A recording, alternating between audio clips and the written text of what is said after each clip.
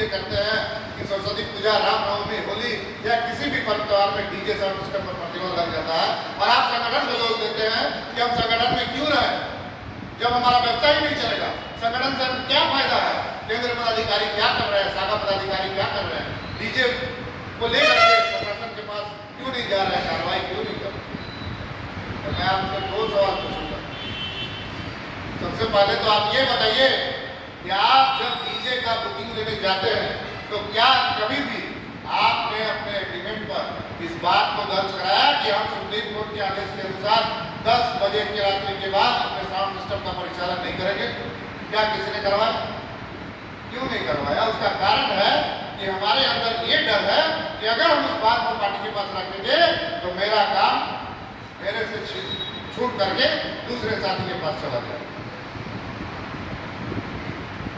तो इस भय को निकालना होगा कि मेरा काम दूसरे के पास चले जाएगा। एक से शुरुआत होगी तभी 100 लोगों के बीच में बात जाएगी। अगर धनबाद से 10 साथी संगठन बनाने के लिए नहीं निकलते और ये सोच करके घर में बैठ जाते कि हम 10 लोग क्या कर लेंगे, तो आज 1200 मेंबर का परिवार खड़ा नहीं होगा। क्या आपने कभी डीजे बुकिंग के दौरान पार्टी को ये बताया कि हमको थाना का या जेल का परमिशन ला करके दीजिए, तब हम किसी रैली, जुलूस, विसर्जन या किसी नेता के कार्यक्रम में हम डीजे लगाएंगे? क्या आपने कभी मांगा? और आप कहते हैं कि डीजे पर प्रतिबंध लग जाता है। उसका भी कारण हम सदस्य हैं, क्योंकि हमने देखा है कि जब डीजे का बुकिंग होता है तो डीजे का बुकिंग जब होता है तो उसको अपने गोडाउन पर उसका सिस्टम सेट किया जाता है और जब डीजे का एक बार जनरेटर स्टार्ट हो जाता है, जब डीजे बजना स्टार्ट हो जाता है तो उसको बंद नहीं किया जाता है। वही अपने गोदाम से बजाते हुए पार्टी के दरवाजे तक आप पहुंचते हैं और पार्टी का काम पूरा हो जाने के बाद उसी डीजे को, जबकि डीजल बचा हुआ रहता है, 10 मिनट डीजल डालिएगा तो पूरा डीजल बचा हुआ है, स्टाफ को कोई मतलब नहीं है और प्राइवेट साइड में है नहीं, तो उसी डीजे को कार्यक्रम समाप्त होने के बाद रात 2 से 3 बजे के बीच में वापस उसी वॉल्यूम में, तेज वॉल्यूम में बजाते हुए अपने गोदाम में ला करके खड़ा कर। तो आपने कभी ये नहीं सोचा कि हम बिना बुकिंग के अपना डीजे का परिचालन क्यों करें? और उस रास्ते में कितना बुजुर्ग सो रहा होगा, कितना हार्ट का बीमारी से ग्रस्त व्यक्ति सो रहा होगा, कितने लोग आराम फरमा रहे होंगे, कितना प्रशासन का लोग पेट्रोलिंग कर रहा होगा, ये कभी आपने नहीं सोचा।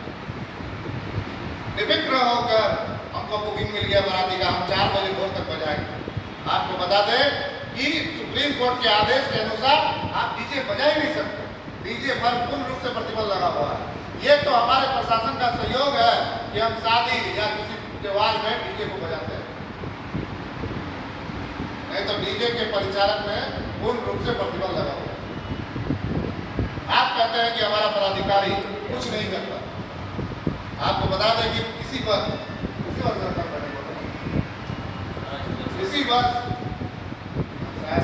अगला साल वाला लास्ट टाइम 24 में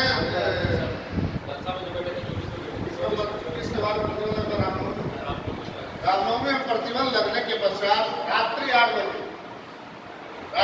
बजे आपका बरमसिया में जलसा मैरिज हॉल में आपातकालीन बैठक बुलाया गया शाखा पदाधिकारियों के द्वारा और हम लोग अभिनव उपस्थित हुए और उस बैठक में उपस्थित होकर के डीजे पर विचार हुआ कि बार बार जो प्रतिबंध लग रहा है इसका समाधान कैसे है। तो सभी शाखा पदाधिकारियों को यह दिशा निर्देश जारी किया गया कि प्रत्येक शाखा से 2 डीजे साथी आगे बढ़ करके आएंगे और अपने शाखा में सारे डीजे व्यवसायियों को एकजुट करेंगे और उसको एकजुट करने के बाद आधार पर उनके आधार कार्ड पर हस्ताक्षर लेंगे और इकरारनामा भर करके देंगे कि किसी भी परिस्थिति में हम संगठन का साथ नहीं छोड़ेंगे, हम आपसे कदम से कदम मिलकर चलने के लिए तैयार है। लेकिन दुख की बात है और अफसोस है कि कोई भी शाखा से डीजे साथी आगे बढ़ करके नहीं आया और कोई भी डीजे सदस्य अपना इकरारनामा केंद्रीय कमेटी तक नहीं पहुंचा पाया। और इसका अगर आपको उदाहरण देखना है तो आप केंदुआपुर की शाखा और कतरार शाखा से पूछ सकते हैं। केंदुआपुर की शाखा और कतरार शाखा की उपस्थिति में हमने कोर्ट में डीजे के विरुद्ध हाई कोर्ट में वकालतनामा दायर किया और किसके नाम से किया? केंद्रीय महासचिव के नाम से वकालतनामा दायर हुआ है, लेकिन उस मुकदमा को, उस वकालतनामा को वहीं पर रोक दिया गया, क्योंकि हमने कहा था कि जब तक हमारे डीजे साथी अपने इकरारनामा के साथ केंद्रीय कमेटी के पास नहीं आएंगे, तब तक हम लोग उस वकालतनामा को आगे नहीं बढ़ाएंगे। इस पर केंद्रीय पुलिस शाखा अध्यक्ष से हमारी बात भी हुई। बहुत बार उन्होंने आरोप भी लगाया कि आप पैसा क्यों नहीं दे रहे, वकालतनामा आगे क्यों नहीं बढ़ा रहे। हमने कहा कि जब तक हमारे पास हमारे डीजे साथियों का समर्थन नहीं आएगा, तब तक हम आगे नहीं बढ़ेंगे। क्योंकि आज अगर महासचिव को, अध्यक्ष को, केंद्रीय कमेटी के सचिव को जेल जाना पड़ेगा तो उसको बचाएगा कौन? अगर रांची में 5 बार हमको बुलाया जाएगा तो वहां पर उपस्थिति दर्ज कराएगा कौन? अगर किसी कारणवश हमको अचानक अपना साउंड सिस्टम पर प्रतिबंध लगाना है तो हमारा मेंबर साहब देगा या नहीं देगा, इसका जवाबदेही कौन लेगा? रांची में धरना प्रदर्शन करना पड़ेगा, रणधीर वर्मा चौक में धरना प्रदर्शन करना पड़ेगा, तो हमारे सदस्य आएंगे नहीं आएंगे, इसका गारंटी कौन लेगा? और हम किसके लिए कदम बढ़ाएं, किसके लिए हम रांची जाकर लड़े? जो डीजे साथी अपना आधार कार्ड में इकरारनामा देने से पीछे रहे। और आप बोलते हैं कि केंद्रीय कमेटी कुछ करती ही नहीं है, हमारा शाखा पदाधिकारी कुछ करता ही नहीं। आपको बता दें कि हर एक वर्ष थाना के द्वारा हमारे डीसी एसपी महोदय के द्वारा हम लोगों को शांति समिति बैठक में बुलाया जाता है और हम लोग बराबर सवाल उठाते हैं, लेकिन हमारी बातों को सुना नहीं जाता